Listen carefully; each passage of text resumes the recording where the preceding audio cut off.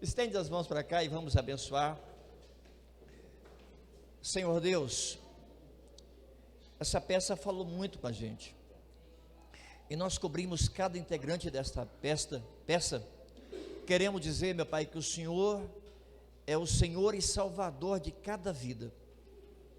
Cobre elas com o teu sangue, Senhor Deus. Tudo que elas fazerem, venha fazer com excelência, não venha fazer de qualquer maneira, não é porque alguém está mandando fazer, venha fazer com o coração. Senhor Deus, tem uma palavra que o pastor Gustavo será o ministrante desta noite. Libera uma unção na palavra, e que esta palavra venha de encontro à tua igreja, que sou eu e meus irmãos. Usa ele com muita graça, em nome de Jesus, amém.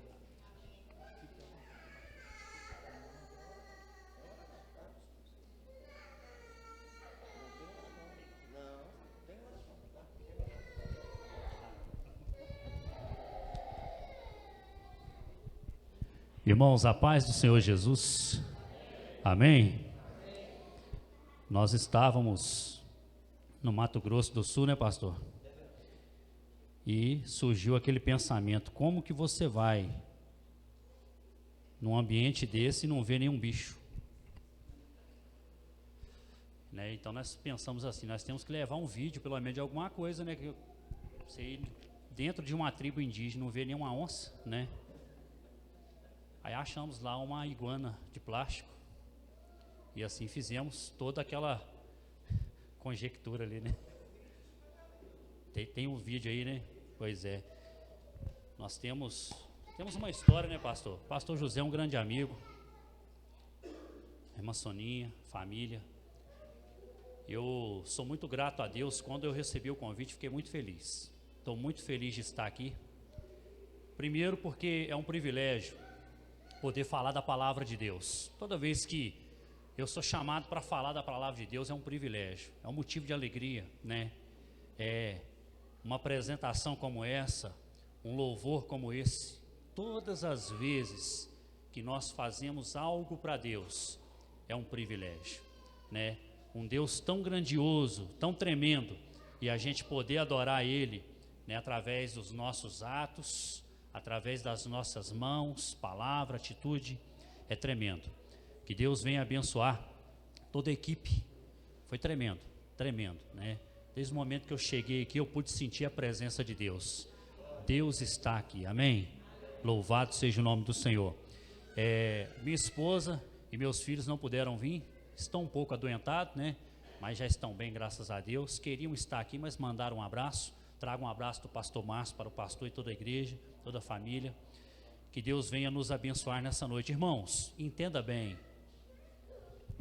O que é isso aqui? Uma caixa. Eu serei uma caixa nessa noite, amém? A voz é do Espírito Santo, amém? Então que os irmãos possam entender o que Deus quer falar aqui nesta noite. Eu louvo a Deus por este tempo, por este momento. 7º aniversário, né?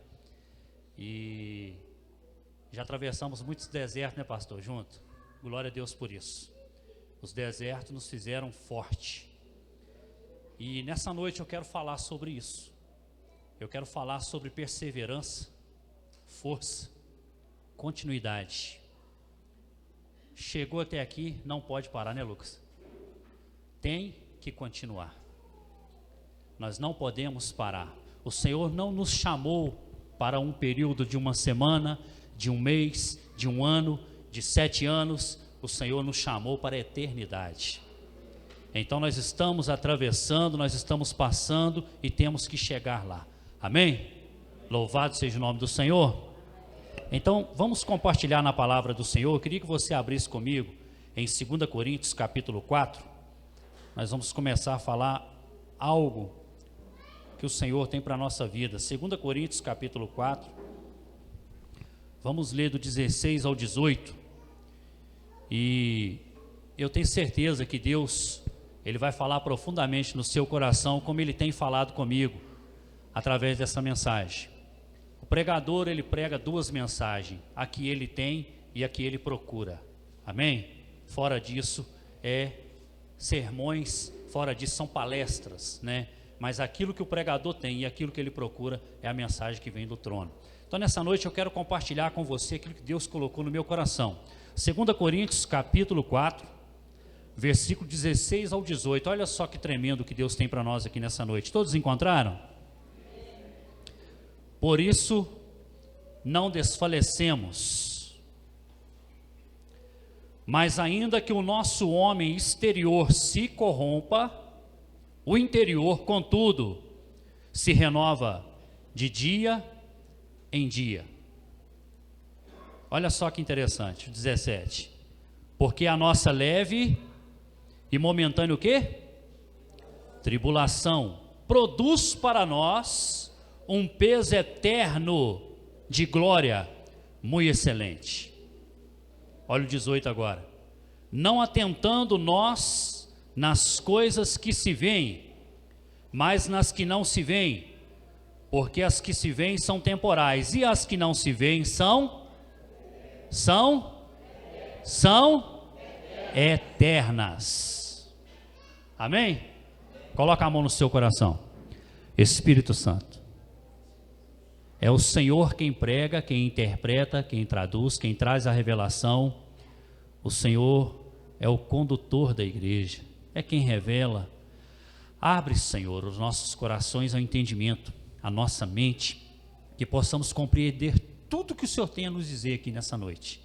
Estamos com o coração como uma terra fértil, e que essa semente vai germinar, vai crescer a árvore e produzir fruto para o Senhor, em nome de Jesus, amém. Amém, irmãos? Irmãos, eu quero compartilhar algo com você muito profundo. O apóstolo Paulo, quando ele escreve essa carta aos irmãos em Corinto, ele fala aqui no versículo 16 ao 18 sobre algo que nós vivemos no nosso dia a dia.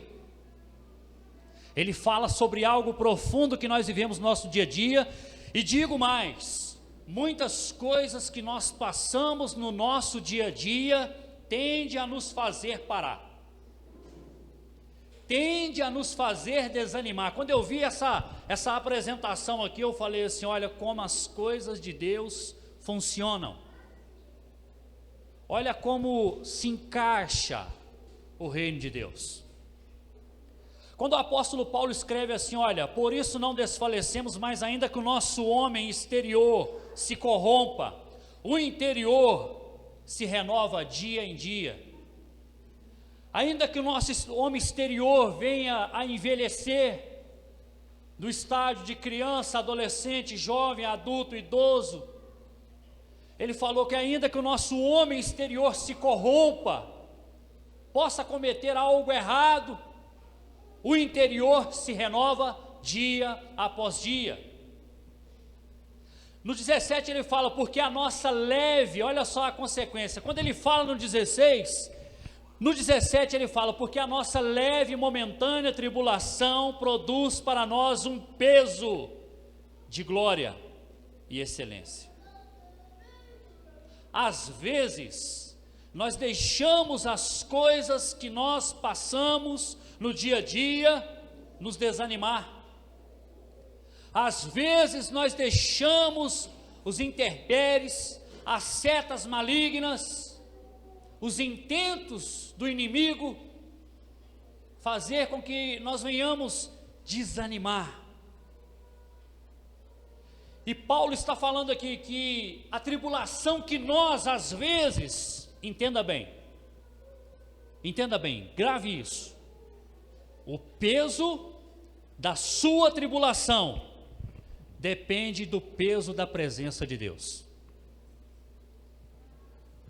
Porque quando Paulo fala assim, a nossa leve e momentânea tribulação, Paulo está falando de uma tribulação que não pesa.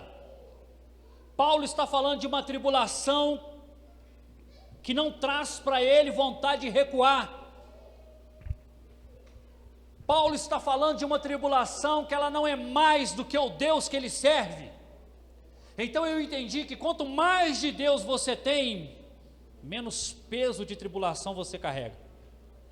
Ainda que você passe por tribulação, ela não é pesada o suficiente para te fazer parar ou desanimar. Porque a nossa leve e momentânea tribulação produz para nós um peso eterno, um peso de glória diante do Pai. Como?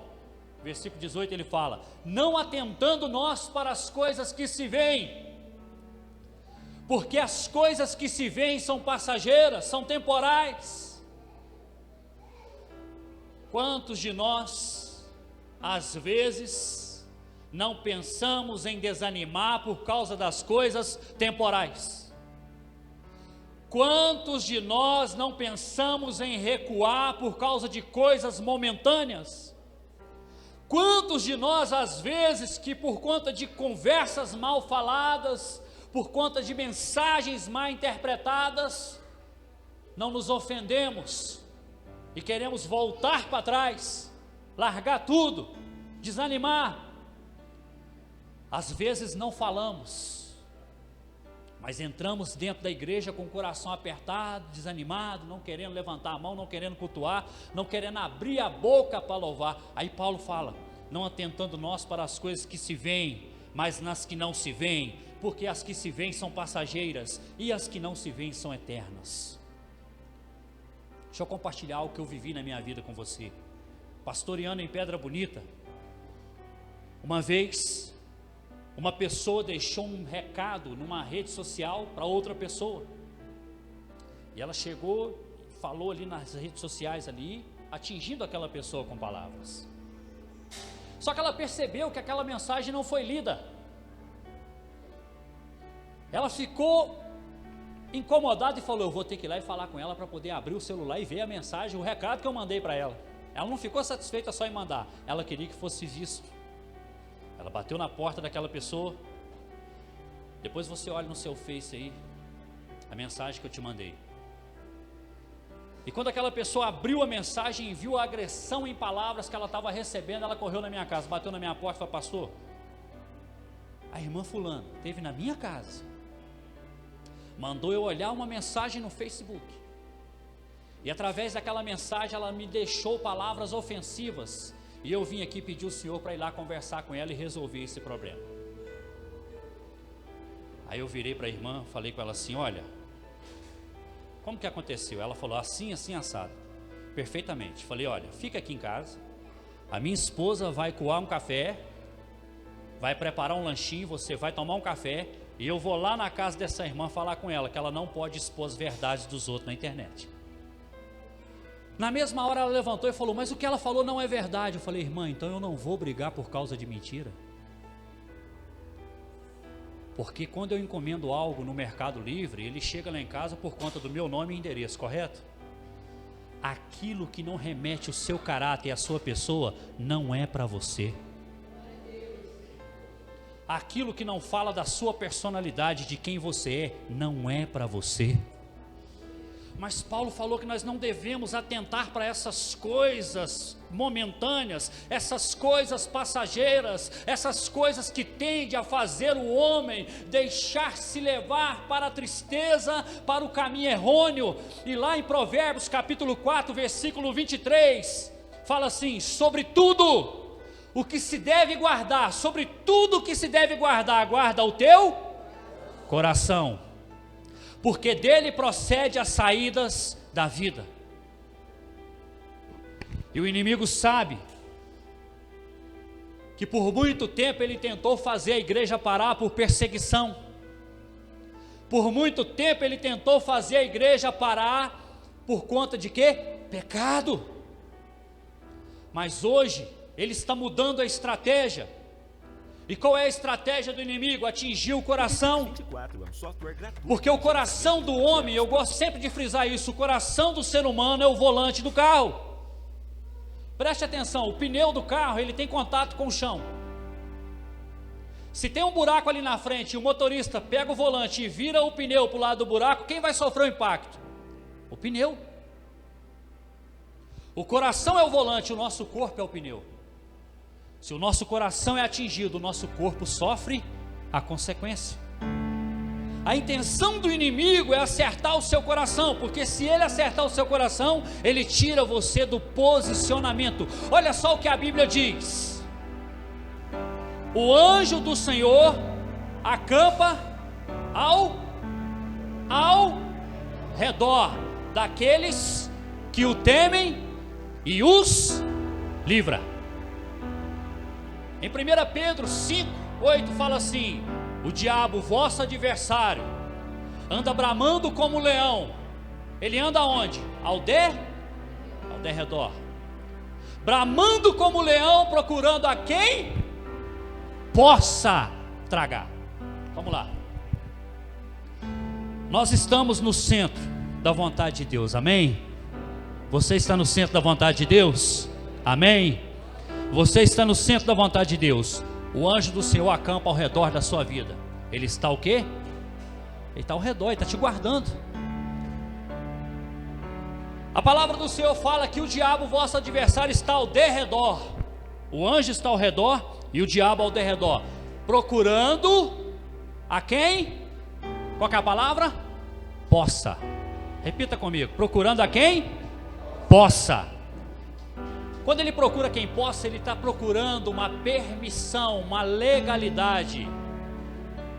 Ele está procurando a quem possa tragar. Por onde ele pode entrar, irmãos? O inimigo, se tiver uma entrada, uma brecha, uma lacuna, ele não precisa ser convidado, ele invade.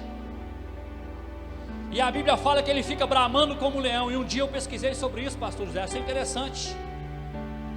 Quando você vê uma imagem de dois leões brigando mesmo, disputando território, antes você pode saber que eles rugiram de longe um para o outro. Na distância de 8 quilômetros, quando um leão ruge, o outro escuta o rugido. E pelo rugido do leão, Anderson, ele sabe quantos leões tem e a potência do leão que ele vai encarar. Achei interessante isso. Ele ruge, aí o outro ruge, e aquela confusão doida que você não entende nada. Eu não falo leonês, e aquele negócio, e você vai vendo aquele para lá. Eles estão interpretando para ver se vale a pena lutar ou não. Quando o leão nômade entende que o leão que está lá é mais forte do que ele ruge e continua rugindo e vai sumindo devagar. E vida que segue, eu não vou lutar não, porque o negócio ali é estranho, tem muito leão ali para poder encarar. Aí eu pesquisei sobre isso e entendi por que o diabo, o vosso adversário, anda ao derredor, bramando como um leão, porque ele quer te assustar para ver se você sai de onde? Aonde você está? Aonde? No centro da vontade de Deus. Mas por que ele brame como leão, procurando a quem possa? Porque eu entendi uma coisa: o diabo não pode tocar na vida daquele que pertence ao Senhor, porque a Bíblia fala, aquele que é de Deus, isso é bíblico. O que a Bíblia fala? Aquele que é de Deus, o maligno não. Quem é de Deus aí? Amém? A Bíblia fala, aquele que é de Deus, o maligno não toca. Então qual a estratégia do inimigo? Deixa eu assustar, porque se eu assustar, ele sai de onde? Do centro. O medo faz você correr, o medo faz você recuar, o medo faz você ficar assustado, o medo faz você querer voltar para trás. Quem aqui já andou de noite no mato escuro aqui? Na minha época eu já tirei muito ar de água. Alguém já fez isso aqui, irmão? Tirar ar de água na mina? Pelo amor de Deus, fala que tem pelo menos uns 2 aqui, para não falar que eu sou o mais velho da turma aqui. Na minha época, a água descia da mina e dava ar no cano. Você tinha que ir lá em cima e vir desemendando o cano de cima para baixo até chegar na caixa d'água da casa, tirando ar. E eu fazia isso de noite, porque infelizmente o ar só entrava no cano de noite. Eu não sei o que era aquilo. E eu ia desse jeito assim, ó, e voltava assim, ó, sozinho. Qualquer coruja que voasse, o grito era grande. Então o inimigo sabe que se ele te assustar, você vai sair de onde? Aonde você está? Fala, eu estou no centro da vontade de Deus. Aleluia. E o diabo fica ao redor bramando como um leão, rugindo, querendo te assustar, querendo te tirar do centro da vontade de Deus, procurando a quem possa. O inimigo só toca na nossa vida se nós, o quê? Permitirmos. Somos nós quem damos a ele as ferramentas para ele trabalhar contra a nossa vida. Você sabia disso? Você sabia disso?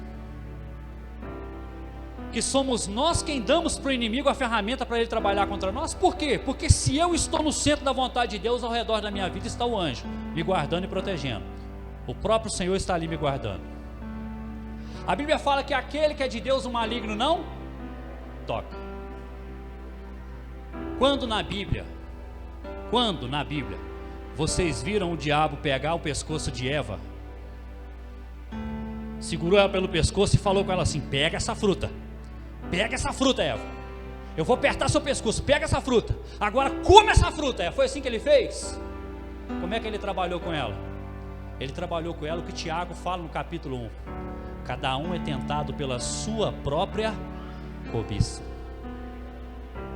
Ela estava onde? Aonde Eva estava? Aonde Eva estava? No centro da vontade de Deus. Deus viu que ela tinha um desejo dentro dela, e através daquele desejo, o inimigo viu que ela tinha um desejo dentro dela, e através daquele desejo ele começou o quê? A seduzir.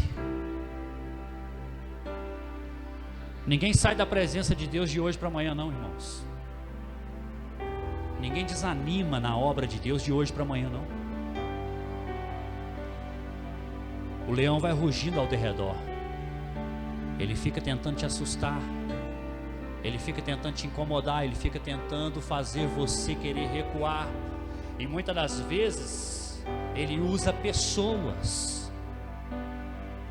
Muitas das vezes ele usa pessoas para poder tentar nos atingir, porque ele sabe que se ele atingir o nosso o quê? Coração, nós vamos ficar vulneráveis. Ele sabe que se ele fizer você ficar triste, você vai querer recuar. Ele sabe que se ele fizer você se desanimar aqui dentro, você vai querer voltar atrás. Agora olha para você ver, nós lemos 2 Coríntios capítulo 4, 16, agora olha lá no 7.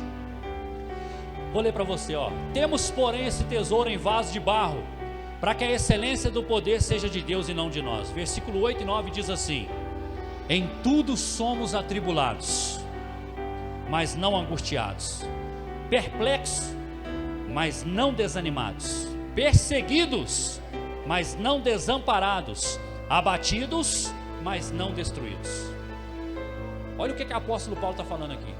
Em tudo somos atribulados, mas não, o que ele está falando? Mas não angustiados. Deixa eu te fazer uma pergunta: é possível você passar por tribulação e não ficar angustiado?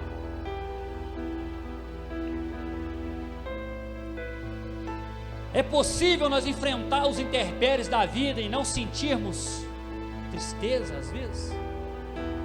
Qual que era o segredo de Paulo? Qual é a receita? Deixa eu te fazer uma pergunta. Se você trabalhar 30 dias no mês, ou se você tiver um comércio, você está trabalhando, o patrão vira para você no primeiro dia de trabalho e fala com você assim: você vai trabalhar 30 dias, quando chegar no final do mês você não vai receber R$1. E o seu cliente chegar na loja ou onde você trabalha e comprar o que tem lá e falar: vou comprar e não vou pagar nem esse mês, nem mês que vem, não vou pagar. Você vai ficar satisfeito? Você vai trabalhar satisfeito sabendo que o seu patrão falou com você assim: ó, você vai trabalhar 30 dias esse mês e não vai receber R$1. E depois dos 30 dias você vai trabalhar mais 30, são 60 e não vai receber nem R$1. Você vai ficar satisfeito? Você vai trabalhar animado? Talvez alguns não vão nem trabalhar mais, né? Falar assim: eu não vou nem fazer 2 dias, porque ele já falou que eu não vou receber, o que eu vou fazer lá? Aí o cliente volta na loja mês que vem e fala: vou comprar de novo e não vou pagar. Você vai vender para ele? Você vai ficar satisfeito com aquele cliente? Não vai. Mas a Bíblia fala em Deuteronômio 34:7 assim: era Moisés da idade de 120 anos quando morreu. Os seus olhos nunca escureceram e nem perdeu o seu vigor. Deuteronômio 34:7. Era Moisés da idade de 120 anos quando morreu. Os seus olhos nunca escureceu e nem perdeu o seu vigor. Estou falando de quem aqui? Estou falando de um homem que Deus falou com ele assim: está vendo a terra? Estou vendo, Senhor. Pois é, você não vai entrar. O que Moisés fez? Bico de pirracento. Voltou para trás e falou: vou voltar a tomar conta das ovelhas do meu sogro. Eu não vou levar esse povo para a terra prometida nenhuma, porque Deus falou que eu não vou entrar na terra. Então não tem por que eu atravessar esse deserto, não tem por que eu continuar nessa caravana, não tem por que eu continuar nessa caminhada. Eu não vou entrar naquela terra. Foi assim que ele fez? Não foi, porque em Deuteronômio 34:7 fala que Moisés estava morrendo com brilho nos olhos e vigor no rosto. Ei, o que faz um homem ter brilho nos olhos e vigor no rosto, sabendo que não vai entrar numa terra prometida? O que faz uma pessoa trabalhar 30 dias no mês, sabendo que não vai receber um salário, mas trabalhar com perseverança e como alguém que recebe o maior salário daquela empresa? O que faz uma pessoa passar por tribulação e não ficar angustiado? Sabe o que faz isso? A presença de Deus. Em Êxodo 33, Moisés tem uma conversa com Deus e eles batem. A Bíblia fala que eles estavam conversando como dois amigos. E Moisés fala com Deus assim: Senhor, eu quero ver a tua face. Deus fala assim: olha, Moisés, ninguém verá a minha face e viverá. Se prepara. Se prepara, porque eu vou pegar você na areia e vou trazer você aqui para junto de mim em uma pedra, penha. Será que quando eu passar, Moisés, eu vou tampar os seus olhos, e após eu passar você me verá pelas costas? A vida de Moisés, ela sofreu uma mudança muito grande. Primeiro Moisés conheceu a Deus, e depois que Moisés conheceu a Deus, ele fez questão de caminhar com Deus. O segredo da nossa vida hoje é esse. Quando você tem aquele sentimento de voltar atrás e desistir porque você ainda não conheceu a Deus. Mas o que? Eu sou evangélico há 10 anos. Eu sou evangélico há 5 anos. Eu sou evangélico há 3 anos. Você fala que eu não conhecia a Deus? Mateus 7, do 21 em diante, fala assim: nem todo o que me diz Senhor, Senhor entrará no reino do céu, mas aquele que faz a vontade de quem? Do meu Pai que está no céu. Muitos naquele dia me dirão: mas Senhor, eu preguei, eu curei, eu expulsei demônio. E eu lhes direi abertamente: apartai-vos de mim, que eu nunca vos conheci. Deuteronômio 33, Êxodo 33, Deus fala assim com Moisés: Moisés, eu te conheço pelo teu nome. É diferente Deus te conhecer pelo seu nome do que você falar que conhece Deus. A Bíblia fala que havia um homem na terra de Uz, cujo seu nome era Jó. Homem íntegro, reto, temente a Deus. Satanás aparece numa reunião e Deus olha e fala para ele: de onde vens? Ele fala: eu venho de rodear a terra e passear por ela. Olha o que Deus fala: observaste meu servo Jó? Aí Deus vai ler a ficha de Jó para ele. homem íntegro, reto, temente a Deus e que se desvia do mal. Você está entendendo que é diferente quando Deus nos conhece? E diferente de quando nós falamos que conhecemos a Deus? Porque aqui em Mateus capítulo 7, a partir do 21, fala assim: mas Senhor, em teu nome eu preguei, em teu nome eu curei, em teu nome eu expulsei espíritos malignos. E a Bíblia fala que ele fala assim: então vos direi abertamente, apartai-vos de mim, que eu nunca vos conheci. Ter uma vida de perseverança não significa ter uma vida de nome de cristão. Ter uma vida de perseverança significa ter uma vida de intimidade com Deus dia após dia. Começamos lendo isso em 2 Coríntios capítulo 4, versículo 16. Por isso não desfalecemos, mas ainda que o nosso homem exterior se corrompa, contudo o interior se renova dia após dia. Você ora todos os dias? Você lê a Bíblia todos os dias? Mas desse tempo de oração e ler a Bíblia, qual o tempo que você tirou para conhecer a Deus? Mateus capítulo 1,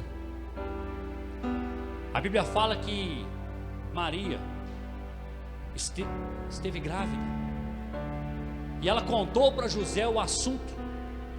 José olhou e falou assim: eu vou meter o pé, vou vazar fora, esse negócio está meio estranho. A mulher falou que está grávida do Espírito Santo, aí vou sair de fininho. Deu madrugada, dormiu, José, né? Só que ele deitou e dormiu, e a Bíblia fala que Deus apareceu para ele no sonho, e o Senhor falou para ele. No outro dia ele foi lá e assumiu Maria. E diz a Bíblia que durante o tempo em que Maria esteve grávida, José não a conheceu. Mas José conhecia Maria, ele era noivo dela,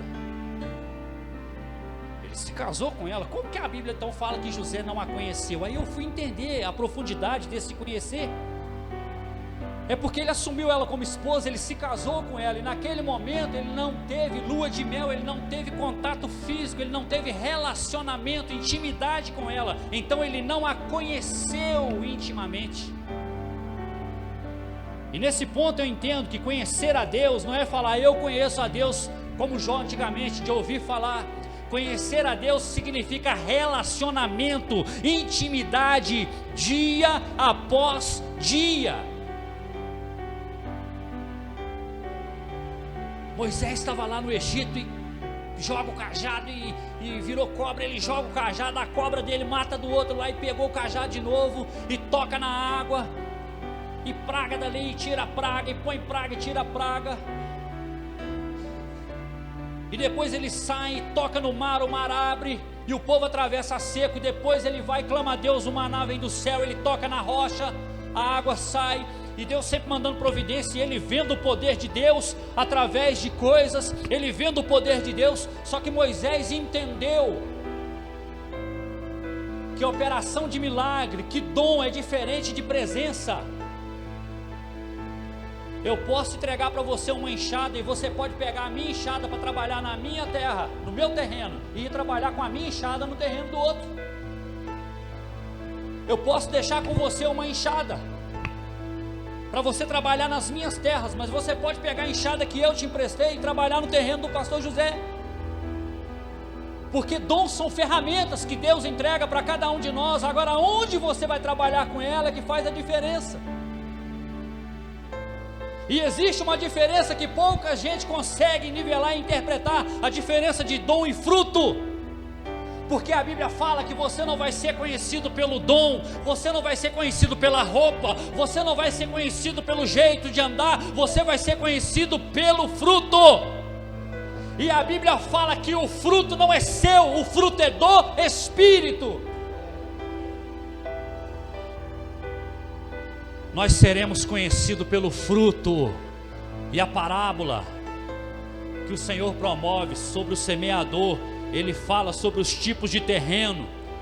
E o tipo de terreno que nós devemos ser, aquele terreno produtivo, de terra boa, que pega semente, que cultiva, que faz se tornar uma árvore, e aquela árvore produz fruto, e aquele fruto traz o que? Alimento para outras pessoas que vão virar árvores e vão produzir fruto. Uma vez eu ministrei sobre colecionadores de mudinha, pastor. O que é um colecionador de mudinha? Toda vez que alguém vem aqui pregar uma mensagem, ele entrega para você aquela semente, porque a Bíblia fala que a palavra é a semente, a boa semente. E ele te entrega uma mudinha, e você leva para casa e coloca na estante. Que palavra tremenda, que pregação tremenda. Aqui ó, vou colocar aqui na estante. Eu plantei um pé de acerola lá em casa, num vaso. O mais alto que ele chegou foi isso aqui, ó. Um pé de acerola, ficou desse tamanho. Tá lá. Por que ele não cresceu? Porque a raiz dele ficou limitada. Muda não vira árvore enquanto ela fica no potinho guardado na estante. Palavra não vira crescimento enquanto ela fica simplesmente na lembrança do culto que você passou. A palavra só vira crescimento quando você põe ela em prática na sua vida. A palavra só é viva, poderosa e eficaz e mais penetrante que espada alguma de dois gumes, e penetra até a divisão da alma e do espírito, junto e medula, e apta para discernir pensamento e intenção do coração, só quando você pratica ela.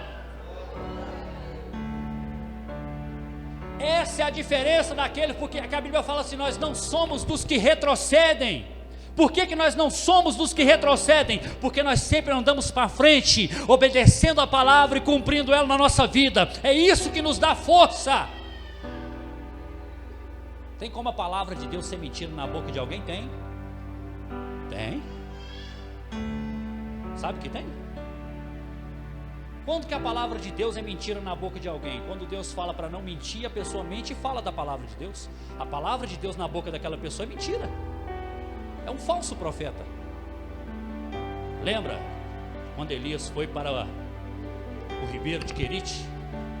Quem lembra dessa história? O corvo vinha e trazia carne para ele, né? Ele bebia da água. Deus falou assim: olha, o ribeiro secou, você vai para a casa de uma viúva em Sarepta. Chegando lá, eu já falei com ela, ela vai cuidar de você. Quando ele chega lá, imagina só o profeta: graças a Deus, não aguento mais comer carne de corvo, né?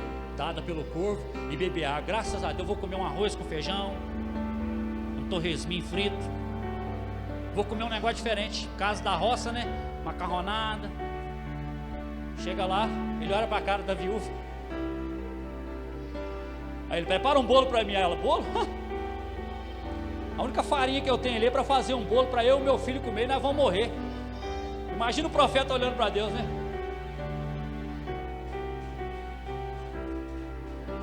Ele fala assim: vai lá e prepara e traz para mim primeiro um pedaço para mim. Ela foi, preparou e trouxe. A Bíblia fala que ele profetizou naquela casa, e durante o tempo que teve seca naquela região, não faltou farinha na panela daquela mulher. Toda vez que ela chegava na panela, ela pegava farinha para fazer comida lá, ela fazia, preparava o bolo. Quando ela voltava, estava o mesmo tanto, não acabava, porque Deus produziu um milagre naquele lugar. Só que aí, passando os dias, o filho daquela viúva morre. O filho dela morreu. Ela foi até o profeta e falou assim: por acaso você veio aqui para me punir de algum pecado? Por acaso Deus te trouxe aqui para poder me castigar de alguma coisa? Por quê? Porque ela: meu filho está morto. O profeta foi lá e deitou em cima do rapaz, soprou sobre ele, orou, e vai daqui, vai dali, ressuscitou o menino, entregou ele para a mãe dele. Sabe o que ela falou para ele? Ela falou assim para ele: vejo que a palavra de Deus na sua boca é verdade. Vejo que a palavra de Deus na sua boca é verdade. Deixa eu te fazer uma pergunta. Essa resposta é para você responder para você mesmo. A palavra de Deus na sua boca é verdade? A palavra de Deus na sua boca é verdade? Você vive o que a Bíblia diz para você viver? Você obedece a palavra de Deus do jeito que é para obedecer?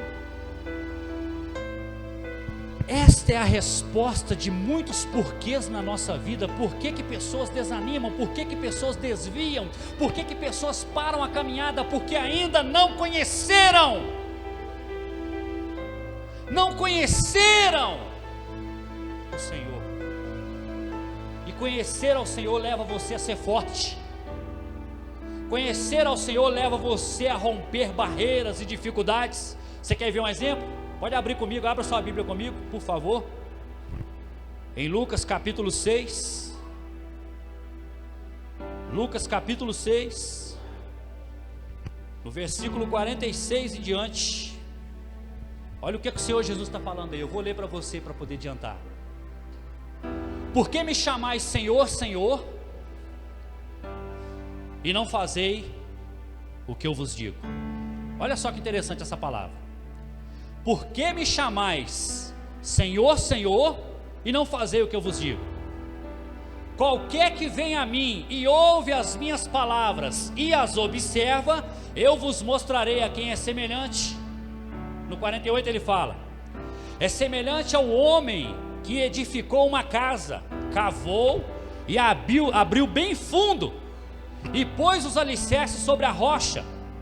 Vindo a enchente, bateu com ímpeto a corrente naquela casa e não pôde abalar, porque estava fundada sobre a rocha. Ei, olha para mim aqui. Abalo. Está dizendo aqui que não pôde abalar. O que é um abalo? Isso é um abalo, ó. Você concorda comigo? Isso é um abalo. Não significa que está caindo, isso é um abalo. A Bíblia fala que o homem que edificou a casa sobre a rocha, cavou bem fundo e colocou a sapata, os alicerces, sobre uma boa estabilidade, veio a chuva forte, o vento, a corrente, e bateu com ímpeto contra aquela casa, mas não pôde. Não pôde o quê? Repete comigo. Abalar. Qualquer mensagem te abala? Mensagem humana? Recadinho? Está te abalando? Preste atenção numa coisa. Quando Pedro trouxe para Jesus a interpretação de quem ele era, quem está me acompanhando aqui, diga amém. Quando Pedro trouxe a interpretação para Jesus, tu és o Cristo, que Jesus perguntou: quem estão falando que eu sou? Uns estão falando que sou Elias, outros estão falando que sou isso, é profeta. E vocês, quem dizem que eu sou? O Espírito Santo tomou Pedro naquele momento, usou a boca dele e falou: tu és o Cristo, Filho de Deus. Jesus falou: Pedro, você não falou isso por conta própria, mas foi o Espírito Santo quem te revelou. Aí Pedro, ó. Aí viu, Marcos? Aqui você deixa. Aí Jesus fala assim: é necessário que o Filho do Homem padeça, é necessário que ele morra e seja entregue para poder morrer, não sei o que. Pedro faz o quê? O Pedro, que foi usado pelo Espírito Santo: ei, nós não vamos deixar isso acontecer com o Senhor. Jesus vira para o mesmo Pedro e fala assim: arreda-te, Satanás.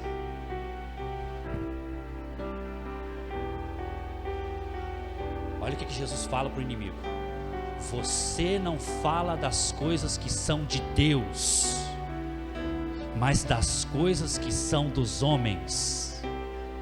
Você entendeu isso? Você não fala das coisas que são de Deus, mas das coisas que são dos homens. E quais são as coisas que são dos homens? Gálatas capítulo 5, do versículo 19 em diante. Porque as obras da carne são impureza, lascívia, dissensão, facção, heresia, e fala de coisas semelhantes a essa. O que eu quero te dizer é o quê? Que uma casa bem construída, que uma casa fundada sobre a rocha, ela não se abala.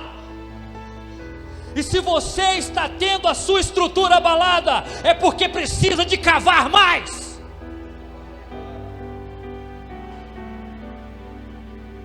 Tem como eu fazer uma casa de 3 andares com 1 metro de profundidade? Tem que cavar bem fundo, né? Tem que achar uma base boa para colocar um fundamento para levantar o 3º andar, o 4º andar. Tem gente querendo construir prédio em cima de areia. Ele continua falando aqui, no versículo 49, mas o que ouve a minha palavra e não pratica, é como um homem que edificou a casa sobre a areia, sobre a terra. Veio a enchente e bateu com ímpeto contra aquela casa, e foi grande a sua ruína. Agora não está falando nem de abalo, pastor José. A pessoa que constrói a casa sobre a areia, não está falando de abalo não, agora está falando que a casa caiu. Quando Moisés fala para Deus, ei, quem está me ouvindo diga amém. Quando Moisés falou para Deus que queria ver a face de Deus, Deus fala com ele assim: sai da areia e vem para o alto da rocha onde eu estou. Qual a diferença? A diferença é quando você vai no deserto do Saara, qualquer deserto, você vai entrando para o deserto afora, você vê uma duna de areia, aí você fala, vou marcar para mim poder voltar e não me perder. Vou marcar essa duna aqui, ela parece um elefante. Vou marcar essa duna, passei por uma aqui que parece um hipopótamo. Daí 2 horas você volta, já bateu um vento, e a Bíblia fala que o povo vivia no deserto naquele período, não era isso? Eles estavam caminhando no deserto. Daí 1 hora você volta e você olha aquela duna que parecia um hipopótamo, aquela que parecia um elefante, ela não está mais ali. Por quê? Porque o vento bateu na areia, e o vento move a areia fácil de um lugar para o outro. As dunas de areia no deserto, elas não são fixas. Todo vento que bate nas areias, nas dunas de areia, muda ela de lugar. Você nunca vai ver uma duna fixa no lugar, nunca. Todas as vezes que você passar, ela vai estar ali, e depois ela não está ali mais. O vento já mudou ela de lugar. Assim é a vida daquele que não tem estabilidade em Deus. Qualquer vento muda ele de lugar. Qualquer vento tira ele de onde? Quem lembra disso aqui? Tira ele de onde? Qualquer vento tira ele do centro da vontade de Deus. Sabe por quê? Porque ele acelerou o processo. Eu não vou cavar mais não, tá bom, dá para construir aqui. Aí passa a primeira luta. Aí vem a segunda luta. Tem uns que não passam nem da primeira. Já some da presença de Deus. Por quê?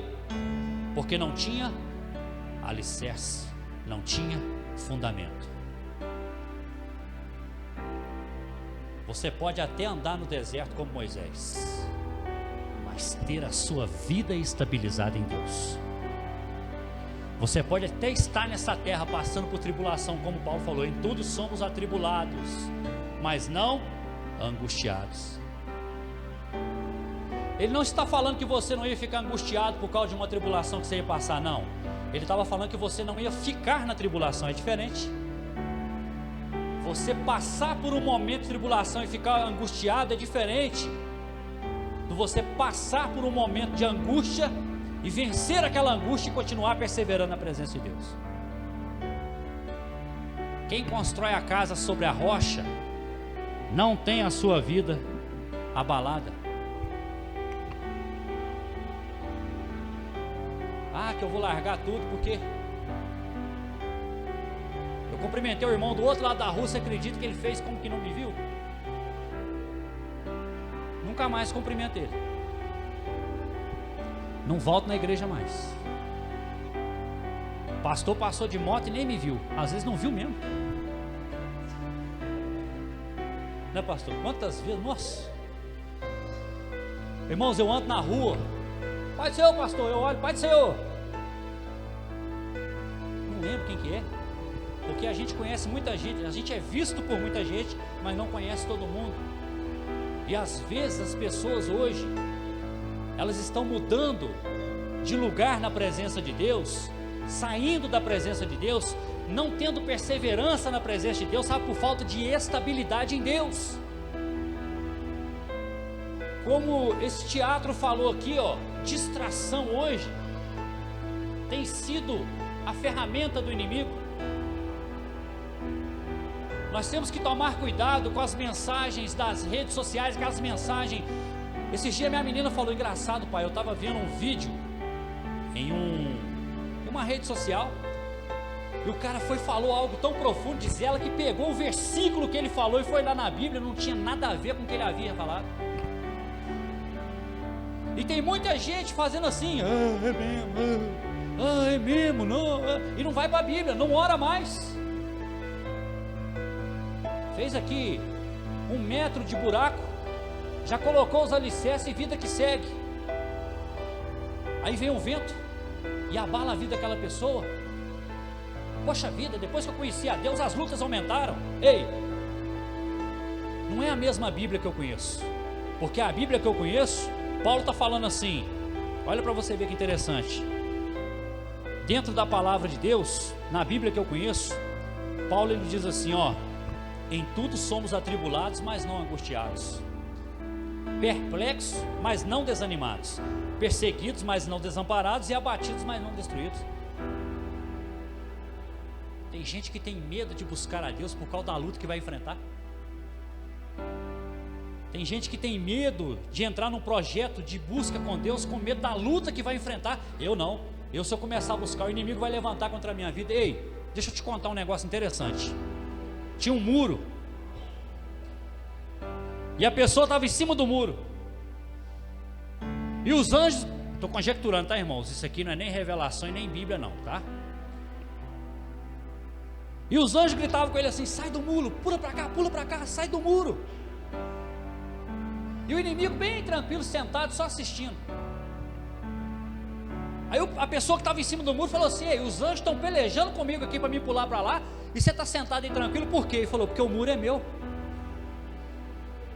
O muro representa dúvida. Quem está na dúvida já não sabe o que quer, já não sabe nem para onde vai, porque a Bíblia fala que a salvação ela é mediante o quê? A fé, e a fé é a certeza das coisas que se esperam. Se você não tem certeza no Deus que você serve, você está em cima do muro. E o inimigo não vai se preocupar com quem está em cima do muro, ele vai se preocupar com quem está fazendo a obra de Deus, ele vai se preocupar com quem está andando na presença de Deus. São essas pessoas que ele quer atingir, são essas pessoas que ele está rugindo para poder assustar, e ele vai continuar rugindo. Mas sabe o que eu quero te dizer uma coisa nesta noite? Existe um leão que ruge muito mais alto do que o inimigo. E quando ele ruge, lembra que eu falei? Quando ele ruge, o leão nômade entende que ali não dá para lutar, então ele nem entra em batalha, porque a Bíblia fala que a ele, ao Senhor Jesus Cristo, foi dado todo o poder nos céus e na terra, e toda a autoridade, e quando ele fala, o inimigo tem que bater em retirada. Quando ele fala, o inimigo tem que bater em retirada.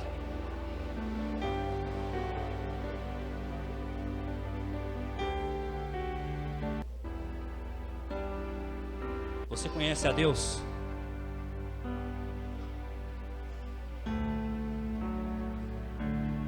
Você conhece a Deus? Porque quando Jó, Deus fala dele que ele era um homem íntegro, temente a Deus, que se desviava do mal. Ele tinha um caráter irrepreensível, mas ele ainda não conhecia Deus. Porque a Bíblia fala lá no final do livro de Jó, ele fala assim: antes eu te conhecia, de quê? De ouvir falar, mas agora os meus olhos te veem.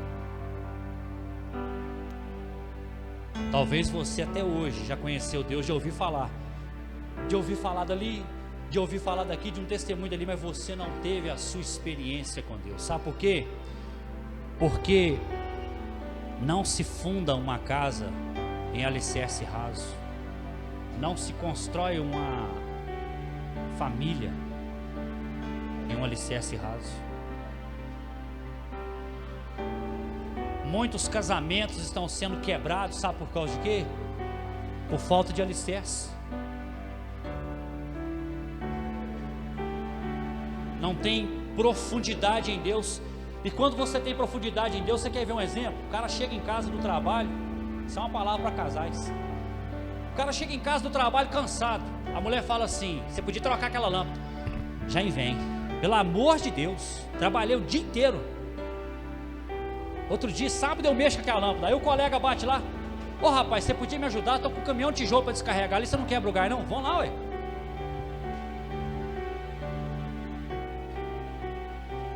A gente acha que viver a Bíblia tem que ser para o vizinho. A gente acha que viver a Bíblia tem que ser para o colega de trabalho. Não, eu tenho que dar o testemunho para o cara de fora. Eu tenho que dar testemunho para minha esposa. Eu tenho que dar testemunho para meus filhos. Filhos, você tem que dar testemunho para seus pais. Pais, você tem que dar testemunho para seus filhos. A igreja está dentro de casa. O alicerce começa ali. É dali que começa uma fundação, um fundamento grande, profundo e forte. É ali. É dentro de casa. Você conhece a Deus? Talvez alguém arrisque dizer, eu conheço. Aí eu te pergunto, Deus te conhece?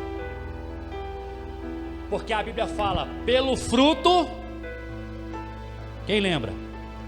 Pelo fruto os conhecereis. Eu estou encerrando. Eu só quero compartilhar algo com você.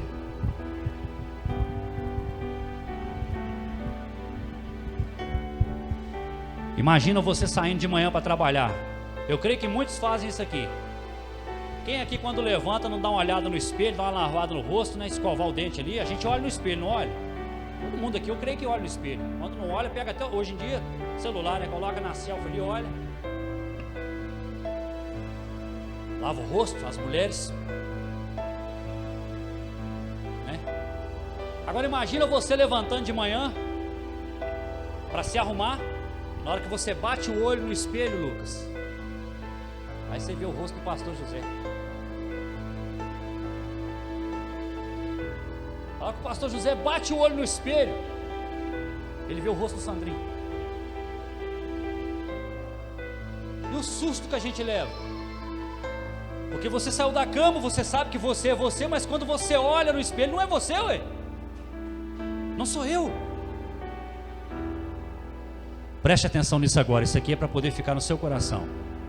Naquele dia, Deus vai chegar para você e vai fazer assim, ó. Ele vai olhar nos seus olhos e Ele tem que ver Ele em você. Se Deus olhar nos seus olhos e não ver Ele em você, Ele vai falar, eu não te conheço.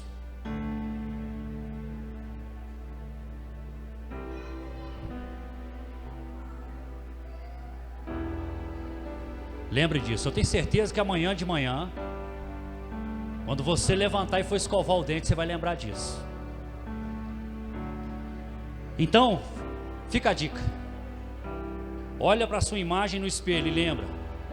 E faça para você uma pergunta olhando dentro dos seus olhos. Você vai ser o seu filtro. Olha dentro dos seus olhos e faça para você uma pergunta. Ei,